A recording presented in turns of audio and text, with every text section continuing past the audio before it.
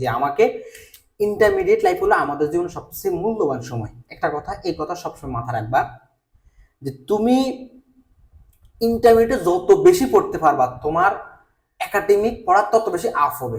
কারণ দেখো, তুমি অনার্সে ভর্তি হওয়ার পরে, অনার্সে যখন যখন তুমি ভর্তি হবা তখন তোমার 5 বছর, 4 বছর থেকে 5 বছর তোমার প্রতিষ্ঠান কোনো চেঞ্জ হবে না।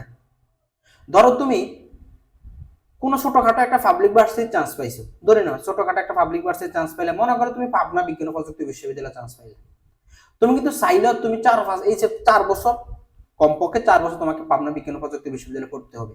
তুমি চাইলে 4 বছরে তুমি তোমার প্রতিষ্ঠানকে আরো বড় প্রতিষ্ঠানে তোমার জন্য যাওয়ার সুযোগ নেই।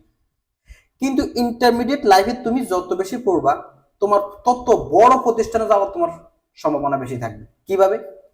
তুমি যদি সবচেয়ে বেশি ভালো করে পড়ালেখা করতে পারো তাহলে তুমি ঢাকা ভার্সিটিতে চান্স পাচ্ছ, একটা কথার কথা দিয়ে বললাম।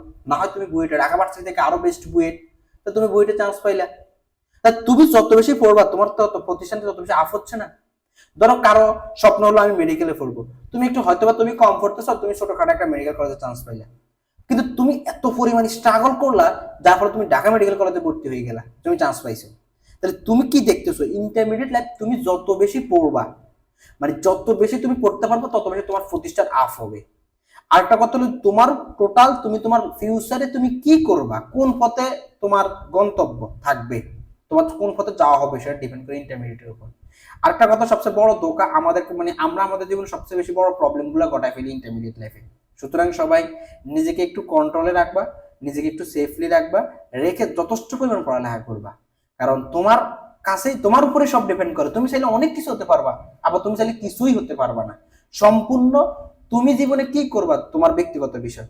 আর তুমি লাইফে কতটুকু উপরে উঠা হবে তোমার, এটা ডিপেন্ড করে ইন্টারমিডিয়েটের উপর। এই কারণে আমি সবসময় অলওয়েজ ভাই সবাইকে বলি, ভাই একটু কষ্ট করে নিজেকে একটু সেফলি রাখো, রেখে ইন্টারমিডিয়েট লাইফে একটু ভালো করে কাজ করো, দেখবো লাইফে ইনশাল্লাহ ভালো কিছু হবে। আশা করি ভাইয়ের কথাগুলো বুঝলা।